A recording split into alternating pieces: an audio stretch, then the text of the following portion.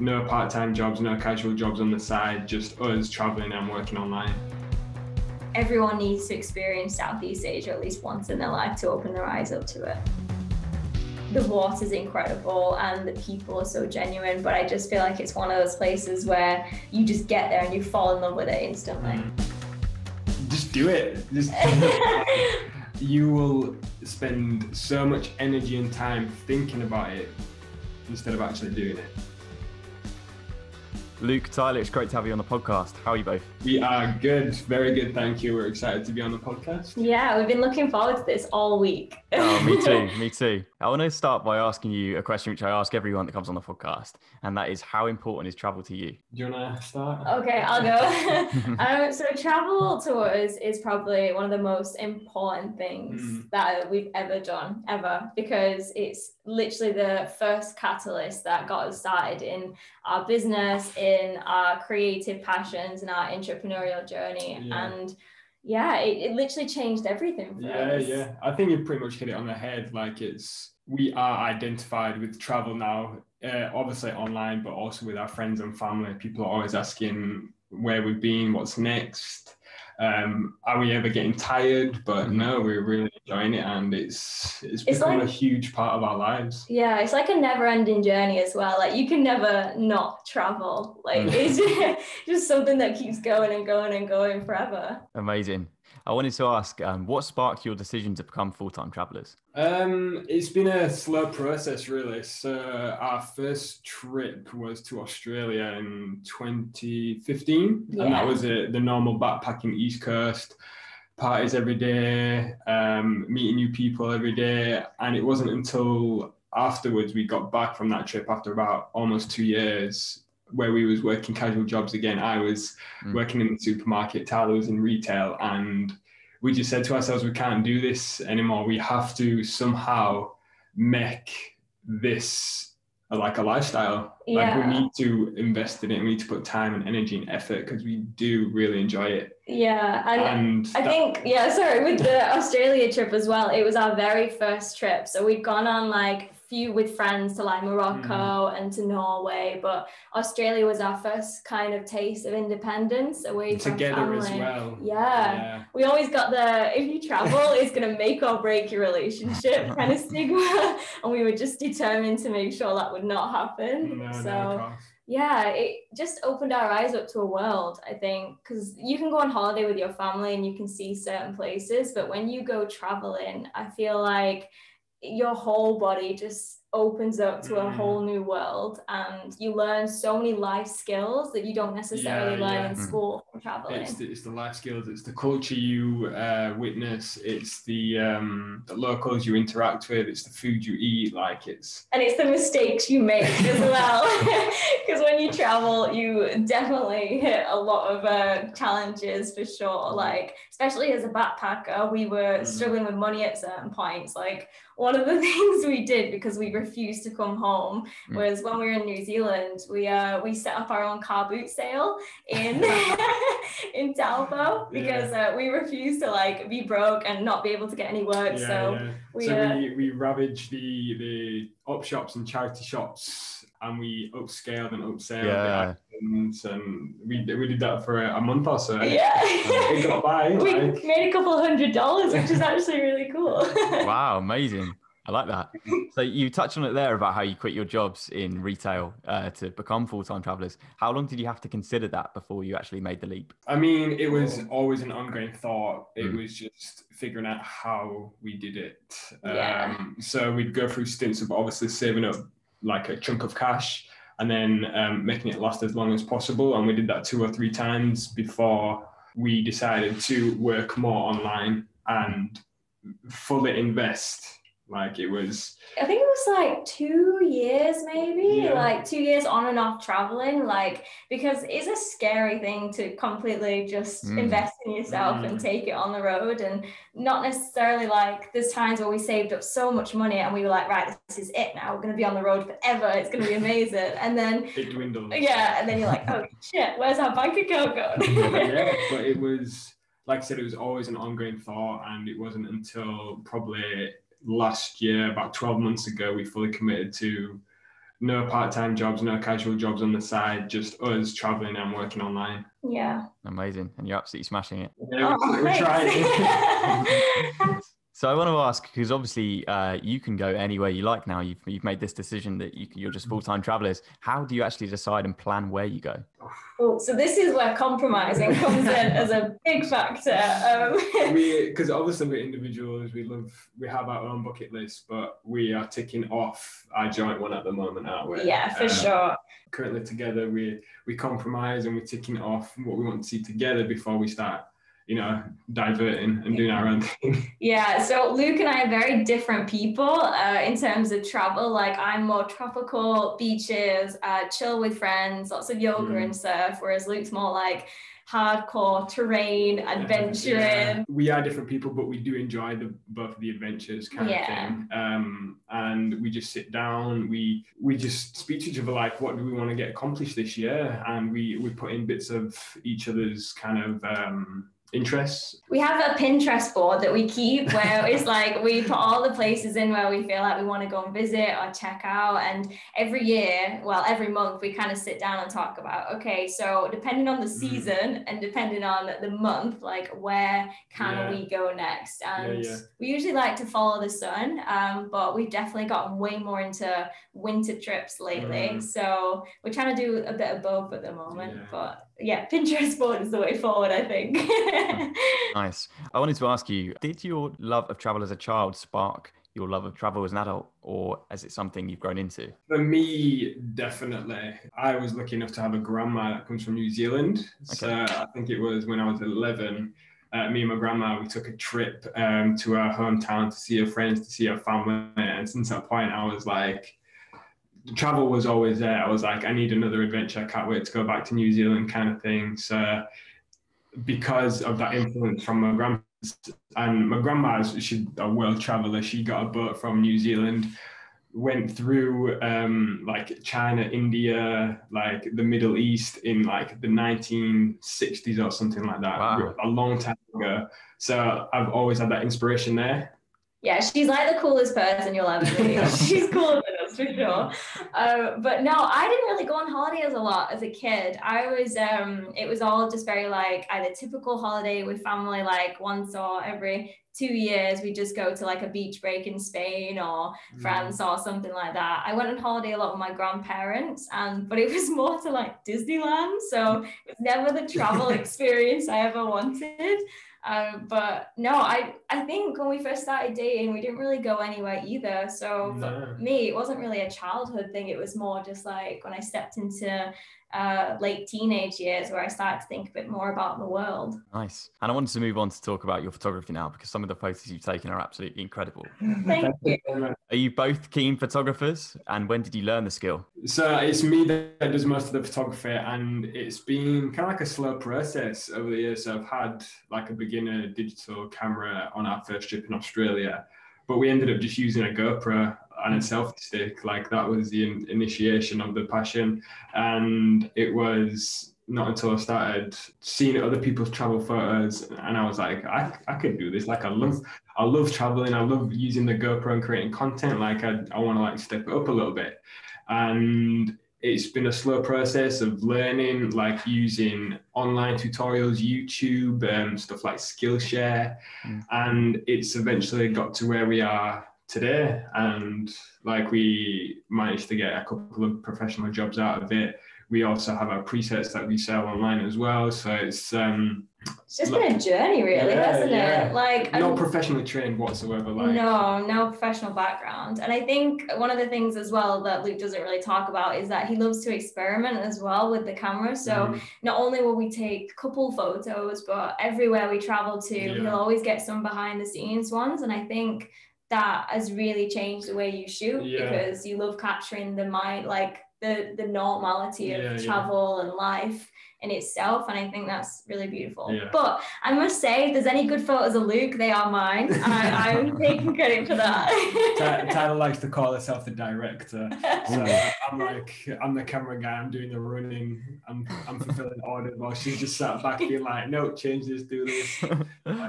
Again, compromise is needed on that situation.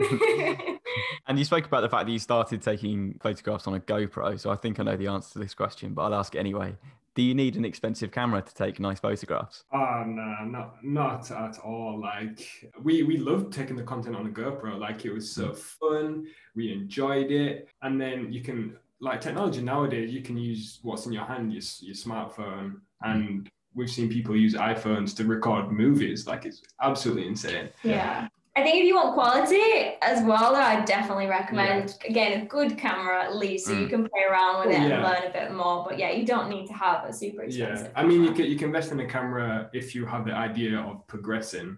But if you have no interest in, going down this photography route, researching the best light and when the sun sets and the reflection of the light hitting this like mountain and back in your face, like you can get really technical. But if that's not your thing, your phone and GoPro is perfectly fine. Yeah. Yeah, and you mentioned the fact that light is obviously a massive factor in photography. Do you have any photography tips which you could share, which can up everyone's Instagram game? Director, do you want to go? So one, I'd say play around with your angles. So if there's a lot of people who take photos kind of like just stood straight in front of the camera. Like if that's not your angle, like work with it and just take a few. So you kind of get used to which angles look good for you, because then you can always revert back to it every time you have a photo opportunity for sure. And it's taking that extra few minutes, like if you get to a spot and you think, oh, this is a really good photo, or I've got a really good photo, this is going to be cool, it's going to like blow up on my feed. I follow a rule of thumb where you could at least try to get 5 shots from one location. So then you've got the shot you want, but B, you're also experimenting and basically training your eye to see differently, to try see stuff people aren't seeing. Yeah. And just with that, that short breath, that extra couple of minutes, like it's perfect. Yeah, don't feel rushed. I'm one of those people that I had to get used to being in front of the camera for a bit, because I was always like, look, just take the photo. Like, I don't want people looking at me. But you just gotta pretend like everyone's doing it now, and like it's a normal thing to stand in front of a camera. So just kind of be confident with it and take your time. Yeah. And one other thing is lighting as well. I think. So obviously lighting is, you don't need huge knowledge of it, but if you just need to know if like there's too much harsh light on the face, maybe turn to the side a little bit, get some off shadow, or shoot at sunrise, or most people shoot at sunset because it's nice and soft. You got the colors in the sky. That's what we usually do. We usually do a sunrise and a sunset shoot for us. But there's no real rule of thumb. Like we can get amazing photos during the day. It just depends, like if you're in shade or like if there's cloud in the sky. So don't just limit yourself to, oh, these people said I need to do this when taking photos, so I'm going to do A, B, and C kind of thing. So obviously take into account the advice people give you, but also experiment. And have fun with it. Don't ever take it too seriously, because we've had so many moments where like we've been trying so hard to get a shot because it's so beautiful and we've seen so many different kind of images, and we've ended up getting fights because of it, and it's just the thing didn't turn out well, and you're like, oh, it's so not worth it. We ended up implementing a rule where we tried 3 times, and after the third one, if it's not happening, then it's not happening. Okay. Yeah. It doesn't matter how good it is, it's not working. Yeah. So you just let it pass. There'll be another opportunity. Yeah. And that's really helped, actually. And we got to speak about the fact that you've grown an Instagram account, the Two Bohemians, to 64,000 followers. Where did the idea of starting the account come from? So our journey with Instagram actually started in 2015 when we were in Australia, and travel couples weren't really a big thing back then. It wasn't a huge thing, but we were using it more just to post for family and friends whilst we were in Oz. And then we kind of got a bit bored with it. So we left our Instagram for about, like when we got home in 2000, just before 17, we basically didn't use it until 2018. So we took a sabbatical for 2 years. Yeah, that's the period where we were just working and doing casual jobs. Yeah. But if you scroll down to the bottom of our feed, they're not photos of us, it's the travel photos we took. It's like 1 or 2 on the GoPro and on our like beginner's camera. Yeah. So it was a slow process, but initially it came from just us wanting to share our memories. Yeah. Like, and look back and be like, oh, this is cool. Like, And then one of the things that happened was in 2018, when we were living in Manchester, we started taking a few more photos of us and just like little things like our adventures. And we started to get a bit more like engagement of the photos of us. So we kind of just was like, oh, let's just keep doing it. Like, it's fun. And then Luke started to work a bit more on it. This was before we even did proper editing or anything like that. And then we got our first paid job through our Instagram, and we only had 6K at that point. And then after that paid job, it would kind of open our eyes. Yeah, actually, that's the point when we was like, okay, this can be a full time. Yeah. So it was incredible. We were just like, oh my god, what the hell's happening? This is kind of weird. It's surreal. Like, yeah, and I think you went down the rabbit hole of editing and learning. Then he was kind of like, right, let's see how I can learn about Instagram and like engagement and hashtags and editing. And I think then we started to boost it a bit more, and then we went to Southeast Asia in December 2018, and that's when you invested in a new camera, and we were just like, hey, let's give it a go and see what happens, and see if we can get some more work from this, and see if we can make it a full-time business. Fantastic. And what was that first paid job, if you don't mind me asking? So we were featured for Love Great Britain on their series I Travel For. This was a couple of years ago now, but they did a series of people traveling for adventure, traveling for culture, for food, and we actually got the romance section. So we were whisked away to the Cotswolds. Wait, before that, so the guy sent us a message, one of the people working on the set, just to inquire if we'd be interested in the position. And because it came in the request folder. It was on his personal account. So I was like, oh, Luke, just delete that message. Like, we got a randomer sending us a message about some work. And he was like, no, I'm just going to answer it. And I was like, fine, whatever. And then, I'm glad you did. Because it's really cool. I'll have to share the video with you afterwards. So you can actually already seen that one, actually. I've watched that in preparation. Yeah, nice.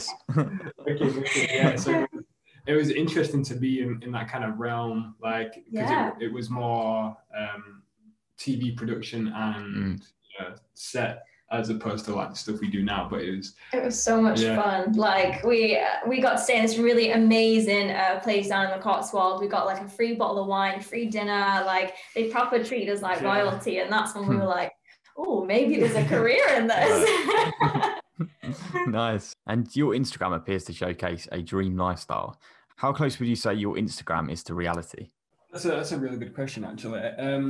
Honestly and truly, it's quite close, to be honest. Like, we don't try to sugarcoat anything and like blow it out of proportion and seem like it's out of reach kind of thing, because anything in life is attainable. And that's what we try to share with our account. And obviously on our feed, those are the professional photos, but on the stories, if you keep up to date with us day to day, we share day-to-day life. We share the good, the bad, the ups, the downs. I mean, this morning, Tyler got me in our van washing dishes, like on the campsite where we are in our van right now. And it's quite close, and we're always open to speak to people and to like give them advice and talk with them and answer keep their as questions. Honest as possible, because I think we noticed this when we were growing our social media, that a lot of people look at Instagram as like a highlight reel, and that everything in life looks like Instagram. And we started to notice that a lot of people were thinking that life was unattainable in that aspect because of it. So we wanted to make it more relatable to people and show them that even though, yes, we get to work with incredible 5-star hotels, but we also live out of a van and wash our dishes outside on the ground. And it's a process. That's one thing we try to exaggerate, is that it does not happen overnight. No. And we've learned that the hard way, of course. Like, we've gone through like together 9 years of growing, and then the last few years of working together. Like, it's not easy. No. And we've shared this constantly. Yeah, for sure. I think our audience loves that, though. I think they love the fact that we work really hard on being honest and being authentic and showing the real side of who we are, because on a daily basis, we get so many messages about like just little things in our day, like, oh, we didn't you like this brand, or we didn't know you do that, or this kind of stuff. And I think it's really important to have that authenticity and that realness behind your Instagram. So I want to move on to a topic which I'm sure many people will be interested in. How do you fund your lifestyle? So this will be a dream for many people listening, and I'm sure they'll be curious and want to do it for themselves. So how do you fund your lifestyle? So Instagram is only like a snippet of the picture. So that is like 50% of our workload is dedicated towards social media and the photography. Yeah, and we get collaborations and stuff through Instagram, which are the paid work, and we get those I'd say we get monthly stuff, but it depends on obviously the brands we work with and the kind of range they're willing to pay. But I also run a side business as well, which I basically help distribute candy water machines to people all over the world, and that's more to do with my health and well-being side of stuff. So yeah, we've recently taken on a team, which is really cool, who help us source out work and collaborations, because we love that side of it. We love working with brands, and we love connecting with different types of retailers and things like that sell and distribute incredible products. Especially if they've got like a strong ethos as well. We'd like to work with any and all like products that get flung our way. So we're we've got high standards for who we work with.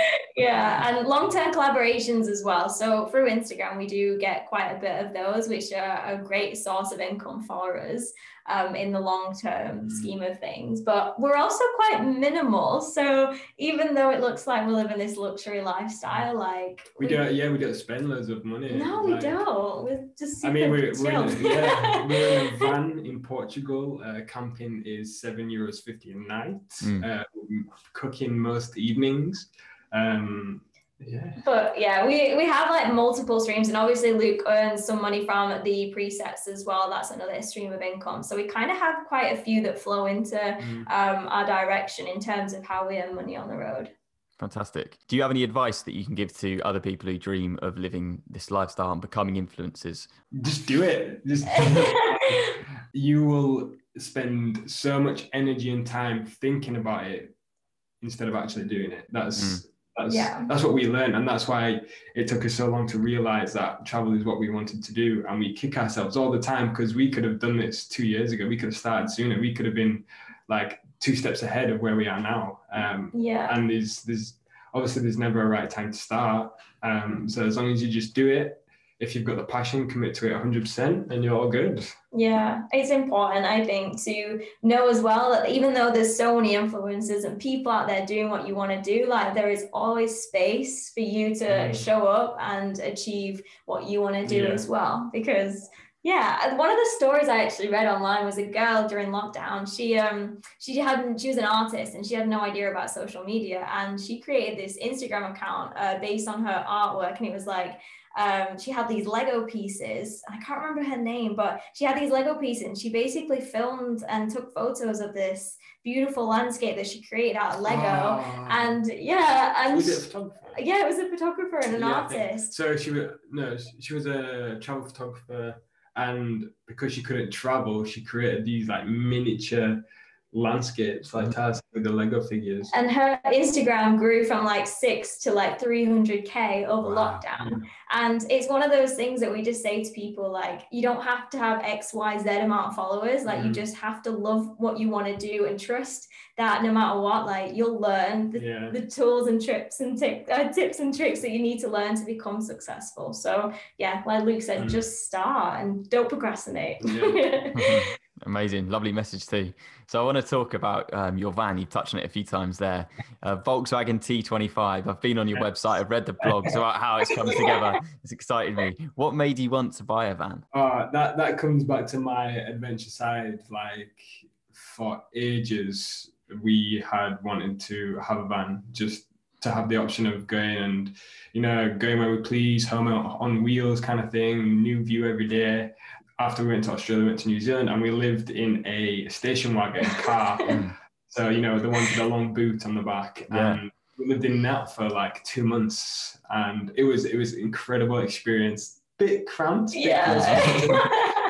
But I said to myself, like, we need a van. Like, if we're going to be doing more adventures like this, I need a van. And we got the van 3 years ago, I think. Yeah. And it took a year to get finished. And then we've just been using it as like a weekend warrior, taking away weekends in the UK. And suddenly now this is our longest trip in it. One of the things that I just want to say is that when Luke decided that he wanted a van, he told his dad that he wanted one. And his dad was like, okay, cool. Because he's very like handy. He's like a mechanic, but he's like a multi-trade, I can do everything kind of person. Yep. And he was like, okay, cool. And then I think it took like, what, a few weeks? It didn't take long at all. And my dad was like, oh, I found a van. I found a van for you. And Luke was like, okay, cool. And every weekend he'd go back to Wales with his dad to fix it up, because we obviously working part-time and like we had to fund it and everything. But I mean, the whole process, you loved it. Like, hard to take you away from that.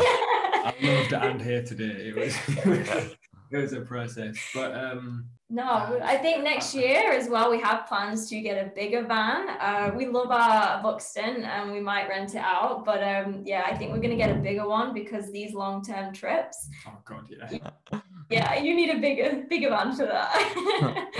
So you alluded to the journey and getting it ready, because I've seen some of the photographs you took and it's kind of been dismantled to its bare bones and rebuilt. Yeah. That must have been so stressful. It was. So when we bought it off the guy, he kind of had an idea of doing it himself, but we was like, no, don't touch it.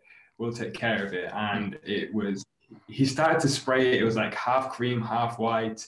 There was rust on the rear wheels, like on the arms. There was rust on the windowsill. We had a fire in the heater when we was doing it up.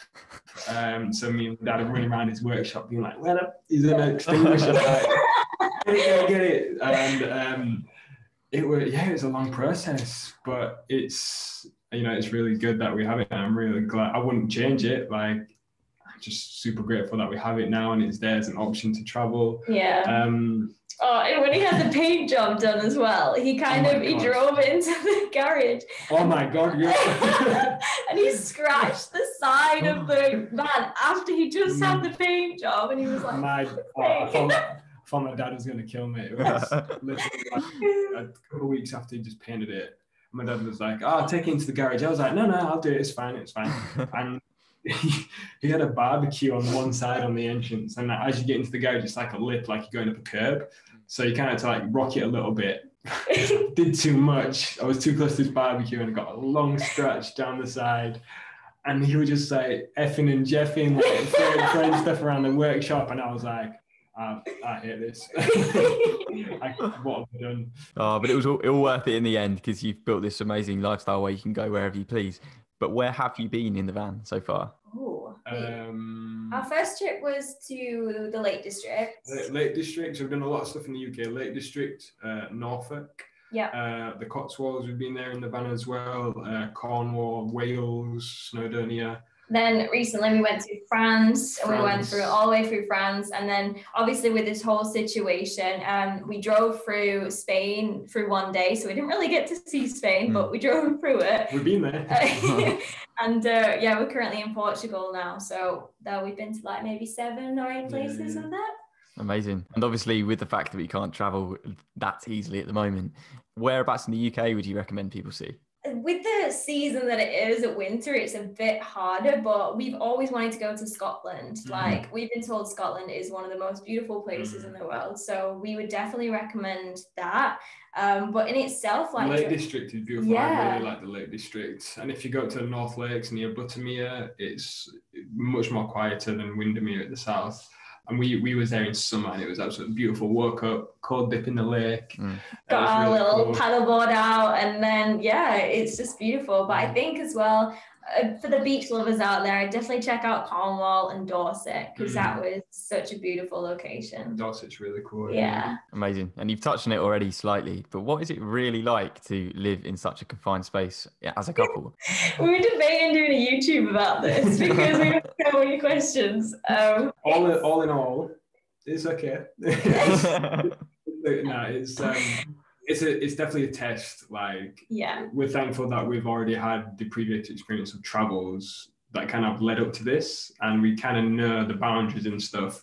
But even so, because it is quite a small van itself for 2 people and all that stuff. Yeah. And sometimes we get on top of each other and like you can get irritated slightly. Yeah, I think traveling in a van is one thing than traveling together, because with the van, because obviously we work as well, and if it's rainy and with the current climate, you can't necessarily go out and do things all the time. So you have to be aware of each other's space and moods more than anything. And you have to compromise quite a bit, especially if the bed is a sofa, because if you want to sleep and they don't, then you got to make it work. But it's fun. Like, I feel like we've seen a different side to travel by living in the van, because definitely. It's just so different, and you're way more minimal as well. Like, you're well more clean, and you care a bit more about being outside, which I think a lot of people forget about when they travel. They think van life is all about the van, but it's more about where the van takes you and spending more time outside in nature. It's definitely an outdoors lifestyle, and we've taken it really slow. We woke up today, we just like, right, let's have coffee, let's have breakfast. And it wasn't until 10 o'clock where it was like, we better start making some movements. Yeah. But it's beautiful together. If you can experience it with your partner, as long as you can tolerate them, then definitely try it. Yeah. Nice. And in 2017, you wrote a blog post on the misconceptions of couples that travel. I wondered if you could elaborate. I know it's taking you all the way back. Not really fair of me.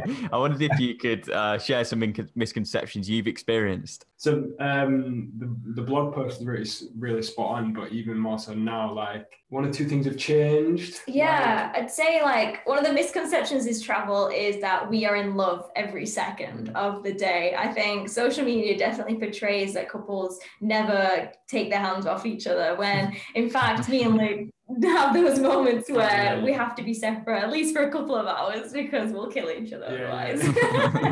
Like, cool off.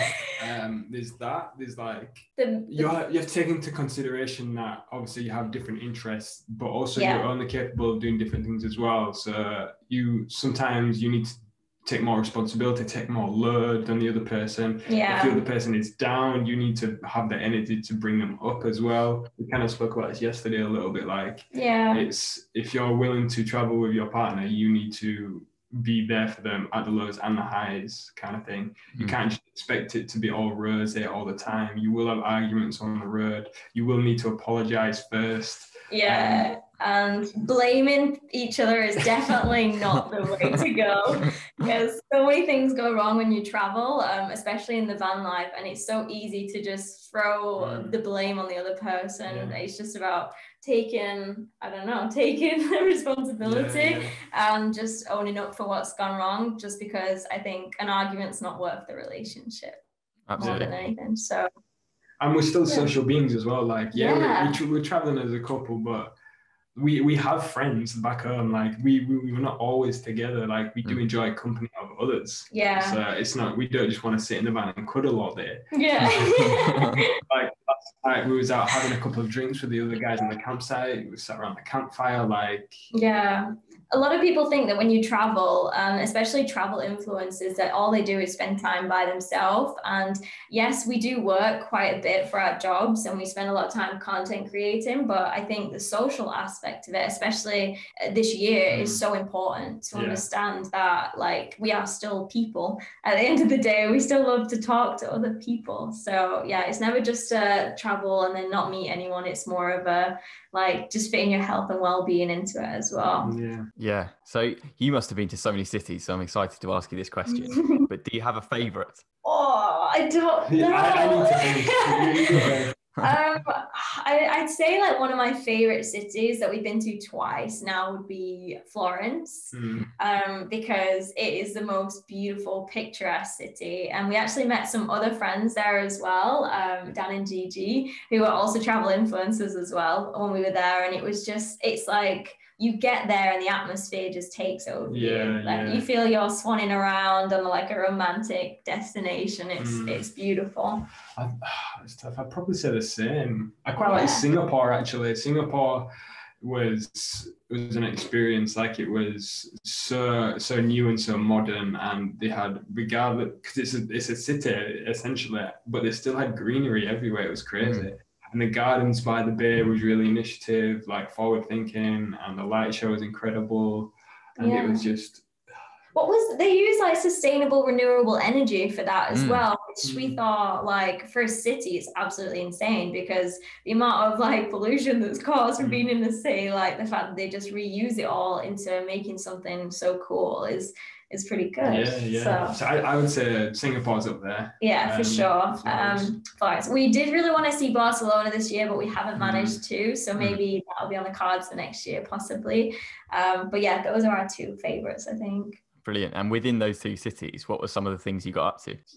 Okay, so in Florence, there's a really picturesque view of the whole of Florence. If you walk up, do you know what it's called? Piazza Michelangelo, I think. It's like 10-minute walk out of town, and you get this sweeping panoramic view, and the sun sets just off to the left, and it's absolutely beautiful. You can see the Duomo in the background and all the churches and the towers. I'm not very geographically correct with these, that's why I let Luke answer. But there's some stairs on it as well, so if you want to grab a beer or with a friend or whatever, it's really nice to just sit there and be present and watch it all. You can see the Duomo, you can climb the Duomo. But mostly we just wander around Florence, like sitting in cafes, having some coffee, and we love the food, experiencing the culture. And I know that Italian people are very they love to be just present in the moment, drinking their coffee and eating their food. Very social, very slow. So we love to just sit and kind of embody that when we're there. And then basically one of the things we also love to do is to get some food. So we like to go to all the stalls and things like that and pick up like cuisines, that are vegan, obviously. And how about Singapore? Singapore was really cool. What I really liked about Singapore is that it's very cultural, a big mix of heritage there. And we had a friend that did a tour with us, took us around, showed us like the authentic side of Singapore. And my favorite thing what we did was we went to this shop called it's a tea shop essentially, and we did this thing called tea appreciation, and this lady came out and she basically showed us how to pour tea correctly and how you should taste it, how you should let it ferment in the cup for a little bit. And it was just the Queen went there as well, apparently. Wow. So we sat on the Queen's table and we just sat and appreciated the tea. And apparently it's a really unique experience when you're in Singapore. So yeah, it was really cool, actually. Amazing. And you've mentioned the fact that you're quite minimalist people. What about if I had to push you for a city on a budget? City on a budget. I mean, you can't go wrong in Southeast Asia, to be honest. Like, if you want to travel but you're concerned about spending too much, the biggest expense will be your flight there, and then everything else you can live off a shoestring. I mean, but if you want to do cities, Bangkok is thriving. You've got hostels everywhere, good nightlife, good food. Singapore, it is expensive, but you can do it on a budget. Like we was fine there. Kuala Lumpur. Kuala Lumpur was amazing, and it's so affordable as well. Yeah, it's like Singapore, but still with a bit more kind of grungy feel to it.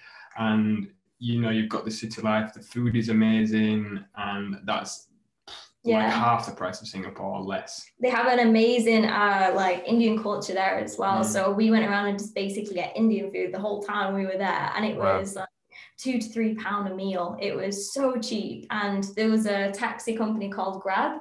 Yeah. And it was like, oh my God, 30p for like a taxi ride or something like that. It was ridiculous. Maybe a bit more expensive. But it was super affordable, and it was one of the most amazing experiences actually we had in Malaysia. Fantastic. And what was that experience traveling around Southeast Asia like? It was so exciting. Every week or every 2 weeks we'd be in a separate country. We'd be getting trains, buses. One day we'd be eating Thai noodles, the next we'd be eating like rotis and stuff in Malaysia. And everything changed every day, and it was so nice because there was loads of people in the same boat. Like we'd meet people, be like, oh, we've been here, like here's some tips, or like we'd say that to other people, and that's where our like kind of eyes opened a lot more to being more health oriented, to be more like minimal, eco-conscious kind of thing. And like the people there, they're just so genuine. Like, you hear these horror stories, but like the locals, they really love you. Like they want to show you their culture. Yeah. And I think one of the best things is that there is like gems everywhere you go. So even though you go to a city, there's so many beautiful things to see, not just in the city, but outside. Like Southeast Asia is somewhere where we literally fell in love with every single place we went to, because there was waterfalls and there was beaches and there was skylines. There was like all these amazing things. And I think people look at it as a backpacker central, which is true. It is very travel orientated, but I think everyone needs to experience Southeast Asia at least once in their life to open their eyes up to it. Amazing. And I know that you're massive lovers of travel, and perhaps you couldn't stay in one place, but if I had to force you to live in one place, where would you choose? We've been talking about this a lot recently, actually, and so far Sri Lanka is the main one. Okay. We went to Sri Lanka earlier this year and we fell in love massively. Like it's like Bali 10 years ago, that's what we all say. And the food, the locals, the surf, the landscape is so diverse. You can be on the south coast and be like on tropical beaches, but then you can be up in the tea trails near Ella, and it can be so cold. You can have some weird mist in the morning. Mountains, like, we've actually decided that we're going to build a surf lodge in Sri Lanka. So if you forced us anywhere, we'd go. So that's a future goal of ours. So we said to ourselves, yep, Sri Lanka's a place. We're gonna try and make some kind of base out of it. So we'll invest more time there. Yeah. And we're hopefully going to be going back there next year as well. Yeah. Amazing. And I know your favourite cities now, and I anticipate you're probably going to say Sri Lanka for this, but what is your favourite country? Oh, okay. So mine's different to Luke's with this, but I'd say my favourite country is probably so far. Okay, I'm actually going to go with Sri Lanka. That's my favourite. I mean, for me, it's tough. Like, I've enjoyed all the experiences of each country, like, and they've all offered totally different things, which is insane. I'd say your favourite's Finland so far. My favorite trip was Finland. For sure. Like, but we went there like midwinter, like, and the snow was huge. The plows on the side of the road were like up to your hip. And we was like skiing, doing like ice swimming under the like midnight sky. Like it was.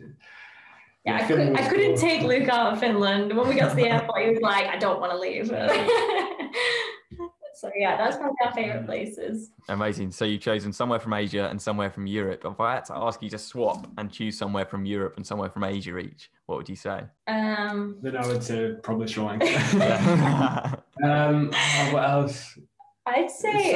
Second to Sri Lanka, Indonesia is a solid place. Beautiful, beautiful people, beautiful islands, and each island, is different to the next. Like, Indonesia's cool. Yeah, I'd say Portugal. Oh no, sorry, I'd say Greece. Greece is my European love, because the water's incredible and the people are so genuine, but I just feel like it's one of those places where you just get there and you fall in love with it instantly. It is literally paradise in a couple of islands that we got to see. Sure, yeah. And if I had to push you for a place which you could always go back to? Go back everywhere, won't we? Do you tend to go back then, or are you just keen on finding and adding to your list? It depends on the experience we have in the country. Yeah. So, for example, we've been back to Italy twice now, but then we've been to Bali again twice, but then we've been to Sri Lanka once. So it just depends on Australia the experience. Twice, Australia I would twice. love to keep the list going. I would love to hit up another country like every month kind of thing. But we get to that time now where we're like, okay, if we're going to continue to work online, we kind of need to settle and have a base and kind of like work from there instead of being everywhere. So it's because it's quite distracting. Like, you go to a new country, you want to be out, you want to be tasting the food, you want to be doing the excursions. I mean, I'd go back to Sri Lanka. Yeah, for sure. And surf lodge in Sri Lanka. I'd probably go back to Greece. Nice. First go back. And on the opposite to that, is there a place that you would never go back to? So we tried to discuss this question before, because everywhere has had a solid place like in our memories, and I mean, regardless of the bad experiences, it's still been fun to an extent. Yeah. We've not had any terrible horror stories. We've never been stolen, or like we've never been ripped off or anything. No. One of the places I probably wouldn't go back to though was Lombok. just because I had a really horrible experience. I got really, really ill. I thought I was going to die. It was one point. It was horrible. So food poisoning. Yeah, wow. And it was very quiet, and it was beautiful. Don't get me wrong, but I'm not in any rush to go back anytime soon, unfortunately. But yeah, I don't think you have any places, but Lombok's, yeah, mine. Nice, good way to be, I suppose. And is there a holiday, a trip, or a place that means the most to you? I think my trip with my grandma when I was 11, that's solid. Mongolia. Mongolia even, yeah. Geez. So we were 2017? 2017, yeah. Tyler decided she was going to go to India and do some yoga training. And I was like, okay, well, I need to do something. So I went to Mongolia and I did a bike packing expedition in the mountains for a month. Wow. Just me and a friend, living off rice and tomato passata. Like, it was weird. Weird diets, but it was one of the best experiences ever. Yeah, I tried, like, because he had no signal while I was in Mongolia as well. We didn't actually speak to each other for a whole month. Wow. So I had no idea in the world where he was in Mongolia. I could have been eaten by a wolf for all I know. But no, India was definitely the most surreal experience for me, because I got to explore my yoga teacher training, and then I got to explore India afterwards for a month and a half, and I just got to eat so much food, and I got to meet so many people and watch a really beautiful celebration as well. It was Independence Day in India, so we were in this place called Pushkar, and there was just colors everywhere being thrown, all these powders, and like people were celebrating, and there was music everywhere, and the streets were filled with people. And because over there it's quite rare to see like a blonde-haired white woman, so and blue eyes as well, so everywhere I went people were like acting like I was famous. Yeah, people were throwing their children at me. It was like, touch my children. I was like, ah. So yeah, that was definitely one of the most memorable experiences I've ever had. So both of those trips are trips you've taken separately. Yeah. How does travel change when you're traveling together versus when you're traveling separately? I think we get to experience the moments together, which we probably wouldn't have done. And I think there's like so many moments over the 9 years that we've been together where we could have just picked out and been like, this is the best experience, but it's all one big life for us now. Every moment is something that we cherish. Yeah, and we're just grateful that we've experienced a lot together. Yeah. But, you know, a couple has two people. We're both individuals, like we have our own interests. For us to constantly feel inspired, we need to do different things. Like Tyler said previously, I love the outdoors. I love adventure. I could hide away, camp, squat in the bushes to go to the toilet for a long time. Luxury, obviously. Yeah. Tyler wouldn't. So, like, that's how we grow without each other and with each other. Like, yeah. And when we come back to friends and family, like the stories we tell from being together is just like, we should have scrapbooks and scrapbooks of some of the crazy, amazing moments that we've experienced together, which is actually like better than any kind of material possession we own, because the stories just carry on forever. Yeah. Which is so cool. Yeah, that's one of the best things about travel. So we've spoken about the fact that being vegans and sustainability is a big part of the Two Bohemians brand. What do you do to promote this lifestyle to your followers? So, you know, to be vegan and to be eco-conscious, you don't have to be perfect. And again, it's a process. Like, from all our travels, like, it's been a slow process. Tyler turned vegetarian in Australia in 2016? Yeah. And then we wasn't vegan until like 2018. And then it wasn't until we started to be more eco-conscious, when we started traveling around Southeast Asia, we saw thousands of like packets of litter, plastic bottles, cigarette butts, like in the most beautiful places. And we said to ourselves, like, we can't contribute to this. No. We have to try our hardest to help, like, to raise the awareness.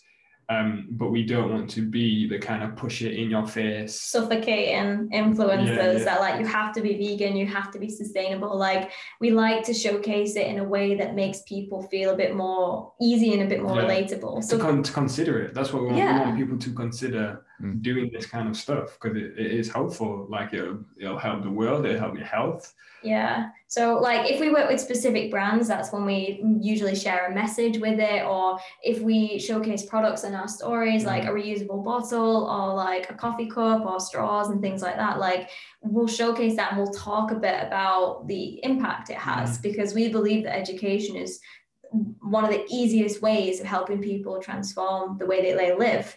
I think if you just show someone we're using a bottle, it doesn't necessarily make them be like, oh my God, I need to go buy a bottle now. Like you have to show people what difference it can make. So we try and do that nearly every single day in some kind of way, whether it's a sustainable tip or a product or like a lifestyle choice. Like that's how we do it, but not too pushy anyway. People don't even know we're vegan half the time. Like they're surprised when we're out for food and we're like ordering like off the menu, but we're like, can you take this out? Can you take this out? And they're looking at us like, hang on, like, are you vegan? So it's like, it's a lifestyle that you don't have to shout and rave about. You just have to know that you yourself, you can do the best in whatever situation. Yeah. And you touched on it there. How hard is it sometimes being a vegan abroad? Do you know what? Like we've had no troubles apart from, I'd say the hardest place we've been that has been really hard for vegans was probably Greece, you know? Yeah, Greece. And Croatia. If we wanted to eat out, Greece and Croatia was a little bit hard. Split in Croatia was okay. It was amazing. But the like, tiny towns. Tiny towns, tiny islands, you're not really going to find much vegan food. So we stayed in a lot of Airbnbs with our own kitchen. And we love to cook anyway. Yeah.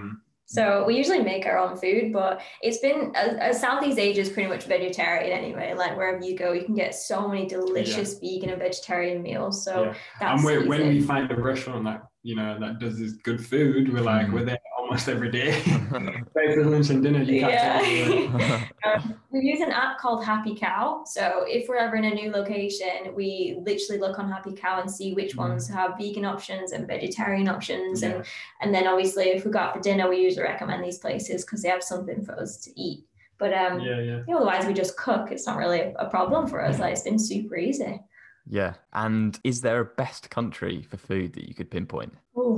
I mean, country. I'd say between Sri Lanka and Indonesia because we love curries and we love nasi goreng and pad thai and things like that. So I'd say Indonesia or Sri Lanka for sure. We've been having a lot of good food in Lisbon though recently. Yes. Lisbon has so much good food, man. Oh my God. Delicious. I've put on so much weight. Have you been to the Time Out food market? No, it was closed last time. Oh, really? We were like, we'll go in, we'll eat here tonight. I think they had some weird like weekend restriction or something, so it was closed.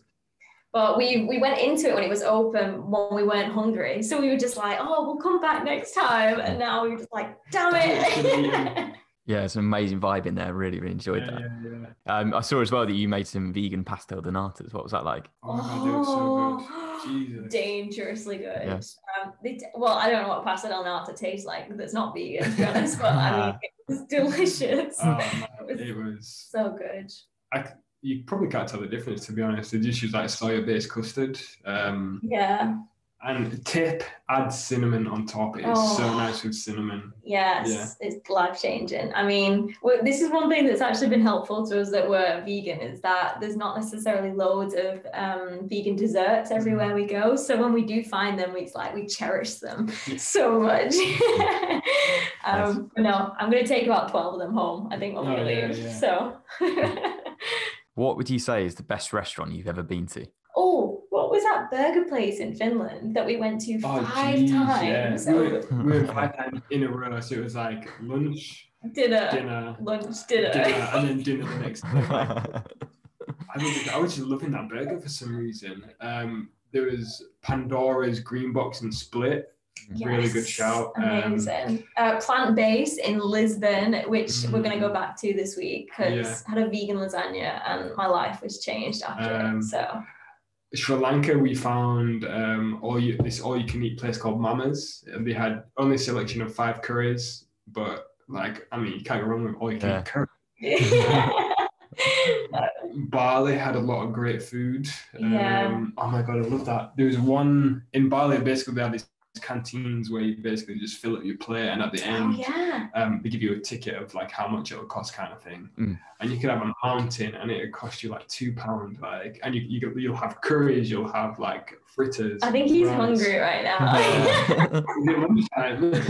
But no, it's really hard for us to single out a place, but we love trying local food. Like that's something, I love pizza. More than anything. Controversially, though, I've had better pizza in England than in Italy.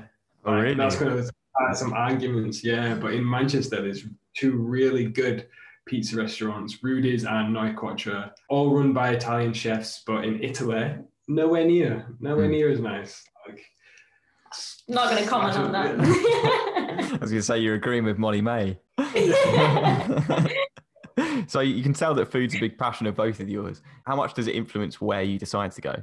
I don't think it does, to be honest. No, we obviously, when we plan a trip, we obviously try and make sure that there is vegan options there if we're not too spontaneous. But no, I think we like being surprised by how good the food is when we get there. And then obviously if we go back to a country and we've enjoyed the food, we'll definitely go back to the same places for sure.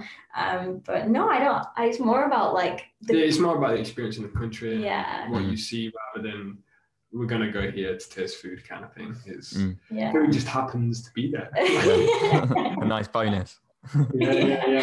So obviously with everything that's going on in the world at the moment with COVID-19, that must have affected you two as influencers. I wondered if you could give us an insight into how it's affected your lives. Ooh. So when we were in Sri Lanka in February, this is when all of it was kind of kicking off, and it was we were in a little bit of a bubble, really, weren't we? We were in a bubble, and we didn't really know what was going on in the world until we had to go home. So then we were just like, oh, okay, this is actually going a bit crazy right now. Like life is changing as we know it, and if anything, it forced us to be more creative in what we were doing. I'm more aware about health as well.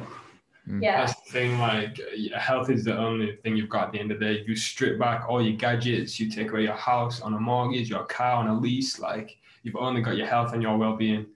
So that is one thing that has opened our eyes as a result of the virus that's been going around.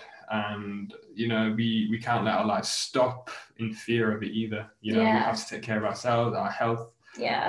We make sure it's a priority when we like travel now. We look at everything that's going on in that country and how we can be as like more protective as possible, if that makes sense. Like we're very conscious about what's going on, and we make sure that we try and create as less impact as possible when we travel. So it's just made us more conscious about where we're going and more conscious about what we do and the places we visit, because when we were traveling around Europe this summer, obviously during the pandemic and stuff, it was a bit crazy, but to see so many people suffering because tourism was their livelihood, it actually broke our hearts. It was so weird. We was in Croatia, in Dubrovnik. We got there the first few days, it was just us walking around the town. And you'll never see that ever in the world. Like it was always packed with people, and we were walking around and we spoke to locals, and I think it's affecting everyone on such a different scale than people realize. And I think the travel industry, it will never stop, but I think it's opened up people's minds to be more conscious about where you go and how you can make an impact when you go. Absolutely. And you spoke about mindfulness and well-being. I wondered if you could share some tips on how we can all improve our well-being and mental health. It's a state of mind, and you have to train yourself to do it, kind of thing. If you want to take care of yourself, you can't just rely on other people and everything that's going on around you. You have to implement, habits in your daily routine. And in the mornings, one of the things I like to do, both do, is that we like to exercise straight away, meditate, and then journal. I have a morning journal every morning, short paragraph of how I've felt, how I'm feeling, what happened yesterday, or what I want today to do. 3 things I'm grateful for, 3 things I'd like to change, 3 ideas that could be cool in the world. And that's just like one small habit that will help, you reflect on your ideas and get more in tune with how you feel emotionally, mentally, physically. Yeah, I think this year has definitely woken people up to the idea that they have to take care of themselves more. And my tip for people is to put like self-care first. Like if it requires money, like your self-care is just as important as whatever you're going to spend it on, because your body is the only house that you will technically live in for the rest of your life. If you think investing in health is expensive, when you've got like a chronic disease, imagine how much that will cost. So one of the tips is like create a morning routine for yourself, because that's the easiest time that you can input health and well-being into your routine. Like meditate for 5 to 10 minutes, journal, like Luke said, exercise between 20 minutes to an hour, and then always take time to be outside in nature as well. Like go on walks, get fresh air, and drink as much water as you can, because your body's like 70-80% water. So if you're dehydrated, that does affect the whole body in its own way.